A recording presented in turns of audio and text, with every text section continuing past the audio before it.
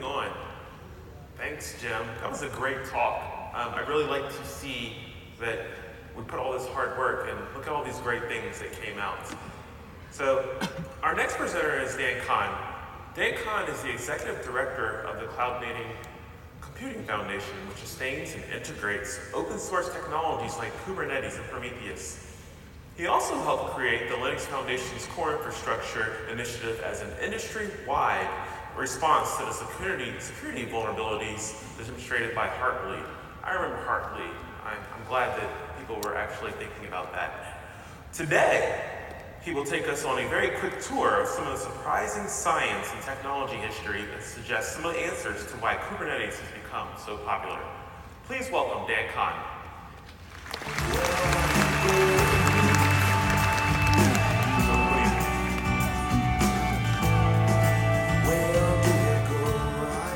Good morning, and thank you to Brian for the introduction, to emceeing, and to Jim for going through all that fantastic content about the Linux Foundation and CNCF. And so I get to take a little bit of a step up and talk big picture about some of the trends in open source and where they've come from. I'm Dan Kohn, Executive Director of CNCF. We're the nonprofit organization that hosts these projects, helps organize this event. And here's a picture of our much smaller conference 2 years ago in Berlin. Let's zoom in on the graffiti. Orchestration, containerization, microservices. Our shorthand for explaining cloud native. Last year, our technical oversight committee came up with a much more expansive characterization. The CNCF cloud native definition version 1.0. It includes ideas like declarative APIs, resiliency, observability, an ecosystem of open source vendor-neutral projects. One word that's not included in the definition is Kubernetes. That's because Kubernetes is a leading cloud-native implementation, but certainly not the only one. So why are we at KubeCon and not a conference about a different cloud-native platform? Or more succinctly, why Kubernetes? Let's travel back in time a bit and look at the question of why certain technologies win out. We'll start in the year 2004. A social networking entrepreneur met with a number of Silicon Valley investors, including Napster founder Sean Parker. The founder launched it as Ivy League University, dropped out of school, and then expanded the social network to many other campuses, building the site to hundreds of thousands of users. I'm talking, of course, about Campus Network, started at Columbia University by Adam Goldberg a month before Mark Zuckerberg launched the Facebook at Harvard. So why were these two incredibly similar sites both developed at essentially the same time? I found my answer playing a game. How many of you have ever played Sid Meier's Civilization? Yeah, me too, and Civ 6 is my 12-year-old's favorite game. One of Sid Meier's greatest innovations was to explicitly map out a technology tree. If you want to add knights as a warrior for your civilization, you need to have first developed the stirrup to domesticate horses and metalworking to create armor. The development of new technologies depends on the availability and sometimes the ubiquity of other technologies. Both Campus Network and the Facebook depended on personal computers and the internet being available in dorm rooms, as well as a whole set of other technologies, such as algorithms for efficient graph traversal. And this process of simultaneous invention is something that we see throughout history. Let's go back further in time to 1858. This is a picture of the British naturalist who collected beetles and spent his formative years as a scientist documenting the natural history of whales. He went on a multi-year expedition in the mid-1800s to collect specimens. After reading a book on population growth by Thomas Malthus, he formulated the theory of evolution. I'm not speaking of Charles Darwin, another British naturalist who collected beetles, studied Welsh natural history, went on a multi-year expedition, and 11 years earlier, after reading the same book by Malthus, discovered evolution. No, the man on the left is Alfred Russel Wallace, and history knows him as the other person who discovered evolution. Quote, the centrifugal governor of the steam engine checks and corrects any irregularities almost before they become evident. And in like manner, no deficiency in the animal kingdom can ever reach any magnitude. That's Wallace describing control theory, which is central to how both evolution and Kubernetes work. We can go back further to 1687 and see Gottfried Leibniz and Isaac Newton independently discovering the calculus. And finally, we have John Tyndall. He is often credited with first establishing in 1859 that carbon dioxide is a greenhouse gas that leads to climate change. Standing in for Eunice Newton Foote, we have the cover of her scientific paper. She made and published the greenhouse gas discovery 3 years earlier.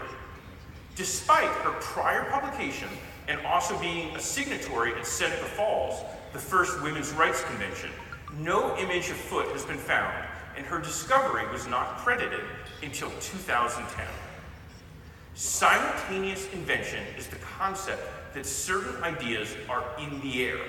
The prerequisite inventions have been made, and now it just takes a spark of creativity and a lot of effort to build the next step in the technology tree. Simultaneous invention is a common occurrence through history. So now, let's return to this decade and the cloud-native definition. A number of companies have faced the challenge of building and running applications at scale. And with the prerequisite technologies having become available, including the internet and Linux, a Cambrian explosion of container orchestrators was created.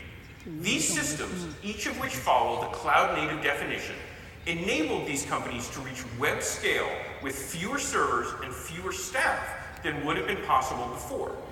They include Alibaba Sigma, Amazon Apollo, Apache Mesos, Baidu Matrix, Cloud Foundry Garden and Diego, CoreOS Fleet, Docker Swarm, Facebook Tupperware, and finally, Google, Borg, and Omega. No, just kidding, we're only halfway through. There's also HashiCorp Nomad, IBM Platform Symphony, Joyent Triton, Lyft v3 Infra, Microsoft Service Fabric, Netflix Titus, Rancher Cattle, Red Hat OpenShift v2 Broker, Spotify Helios, Tencent Gaia, Twitter Aurora, and Uber Peloton.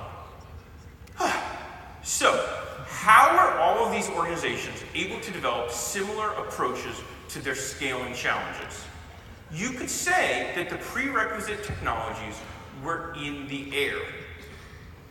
And as Isaac Newton wrote, we stand on the shoulders of giants, which is what Newton was doing when he adapted that saying from Bernard de Chartres, which is what I am doing in that I reuse those two quotes from the fantastic video essay, Everything is a Remix. But now, let's return firmly to the present. We're all here at KubeCon, Cloud Native Con, Open Source Summit, Shanghai. Many other technologies had to be developed before Cloud Native could emerge. But why aren't we at HeliosCon or MatrixCon or ApolloCon? These are the results of web searches on some of the open source cloud native offerings over the last 3 years. What is responsible for Kubernetes' extraordinary growth? Let's finally try to answer the earlier question, why Kubernetes? In my view, there are 3 main reasons. Number 1, it works really well.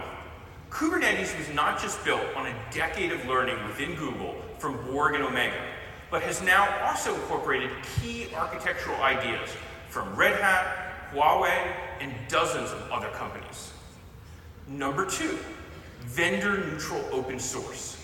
Enterprises that are going to build on top of a platform want to see multiple companies backing a technology, so they're not locked into a single vendor. No one wants to have to pay a platform tax for the lifetime of their application. From the beginning, Google explicitly encouraged developers from other companies to take leadership roles. In fact, CNCF was created within the Linux Foundation to provide a neutral home for cloud-native technologies, and has worked through programs like Certified Kubernetes to ensure that the ecosystem does not fragment. Number 3, it's the people. Kubernetes, like Soylent Green, is people. The project has been developed by an extraordinary group of contributors, has done an impressive job onboarding new users, what's been called the time to first serotonin, and has explicitly worked to narrow the distance between the steps of the contribution ladder, from user to contributor to reviewer to leader. So these are my 3 ideas on the reasons for success, but I'd love to hear yours either in person here at the conference or on WeChat or Twitter. And the thought I want to leave you with is how deliberate all 3 elements of Kubernetes success have been. To quote the climate writer David Roberts, stitching things together, building up institutions that work, figuring out how to keep diverse interests on the same page is difficult emotionally and intellectually. The magic of the technology tree is that we can only be here because our predecessors have developed extraordinary innovations like Linux and TCP/IP, and in a bigger sense, evolution, the calculus, and the cause of climate change. And the work that we're doing here together this week, building on top of the shoulders of giants, may be neither swift nor easy, but is also laying the foundations of the next generation of innovations, which are even now being built on top of Kubernetes and Linux. We, all of us, are part of the cloud-native community. I entreat us to collaborate together in a spirit of kindness and with an awareness of history this week and hereafter. Thank you very much.